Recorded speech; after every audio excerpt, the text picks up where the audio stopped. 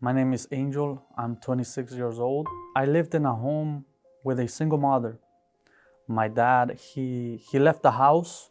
So I grew up having a lot of hatred inside of me towards my dad. I didn't understand why he left the house. I thought that it was my fault. As time went on, my life started changing. I started getting involved with the wrong people, with the wrong crowds. At the age of 10, I tried marijuana for the first time. When I turned 12, I joined a gang. I got jumped into a gang. I saw the cars that they were driving. I saw the drugs, the weapons, the girls, and I wanted that. And they said, hey, if you join us, you're gonna have all of this. But once you join, it's a completely different story. Because what's promised to you, you'd never get. There is no way back. If you get out, the only way you're gonna get out is if you die. If you decide to get out on your own, we're gonna come after you and we're gonna kill you. Something that has started as a joke, like smoking cigarettes, smoking marijuana.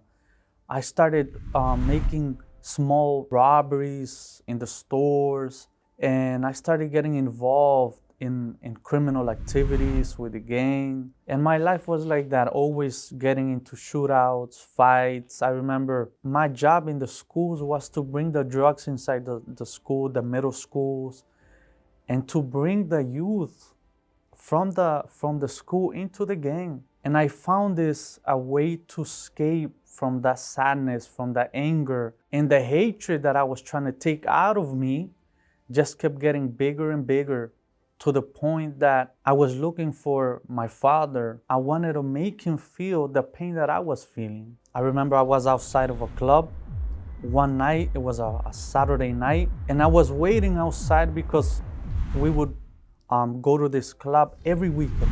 And they were not allowing me inside the club anymore because every time I would go in there, it would just be chaos, fighting, people getting hurt, people getting stabbed, people ending in the hospital. So I had to wait outside for the other gang members to convince and pay the securities at the door for them to allow me to go inside. And in this period of time, it was like 30 minutes of waiting outside. A car drove by, and I noticed that this car started making a circle around the parking lot, and it came towards me. And once it got in front of me, they showed me a gun, a 38, and they told me, this is for you, and they just started shooting. And my first reaction was to jump on the floor. And the car that it was next to me blocked the bullets from hitting me. My reaction was to retaliate against this gang. I became an addict to marijuana, cocaine, alcohol, pills, and I couldn't control that anymore. I started selling little amounts, but as time went on, I started using this drug myself. My lowest point was at 22 when I went inside the jail, and I was facing a sentence of 25 years in prison. And I was an addict. I lost everything. Everyone that was around me left. They all went to jail. My family rejected me. They didn't accept me anymore because they said that I was a lost case, that there was not gonna be no change in my life. And there was a time that I called home, I called my family. I mentioned to a relative that I wanted a change, that I wanted to seek a better life. And this person said, hey, I know a place where you can receive help. They're not gonna judge you. They're not gonna point their fingers at you, but they're gonna help you. And I said, well, if I ever get out of this place, that's what the first place I'm gonna go. And in my cell, I couldn't sleep. I was suffering with depression, insomnia. I had negative thoughts of committing suicide because I couldn't see a way out. And inside the cell, I remember it was a Friday night around 3 in the morning. I cried out to God. I said, God, I accept my mistakes. I know that I've been wrong. But if you exist, like I have heard that you exist, then show me, because I want to see. I want to know you. And if you give me a second chance, I promise you that I'll serve you and I'll seek you. And one morning, the door from my cell, it opened. Around 4 in the morning, there was a man in a suit standing there. And I thought, well, maybe I'm getting transferred. The person called out my name. And I said, yeah, it's me. Am I getting transferred? And this person said, no, grab your stuff because you're being free. You're free to go. And that's how, when I got out of jail, I came to the Universal Church. And the first day I came to church, I made the decision of being faithful to God and started placing Him in first place in my life. I remember the first week, I came every day because I was homeless.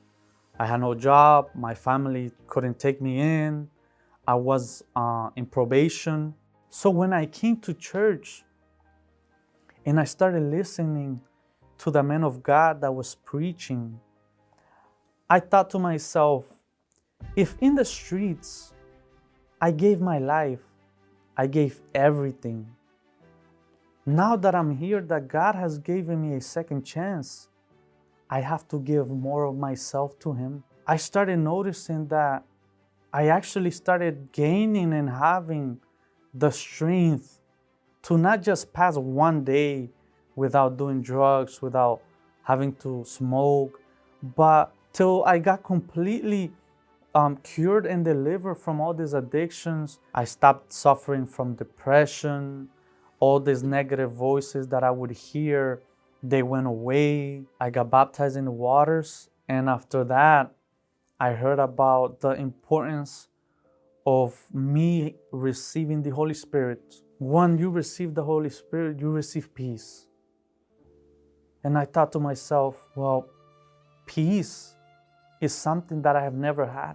I want this peace. I want this new life. And I put all of my strength, like God said, you shall find me because you shall seek me with all of your heart. And when I found His word, it just gave me more strength, more desire to seek it. Till I got that day that marked my life. Because the day that I received the Holy Spirit, that I was baptized with the Holy Spirit, I became peaceful. The anxiety, it went away. The emptiness was filled by the Holy Spirit. This anger that was inside of me was replaced.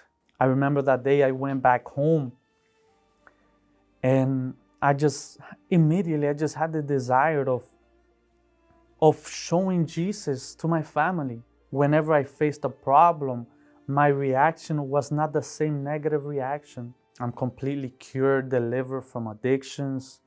I'm completely cured and delivered from these voices that would chase after me. Now, I'm happily married, and now I'm serving God. Because I remember, and I'll never forget that night in the jail cell, when I cried out to God, I said, God, if you give me one chance, I'm gonna make things right. And for the rest of my life, I'm gonna serve you. And there is no better privilege, no better place than to serve God than in His house.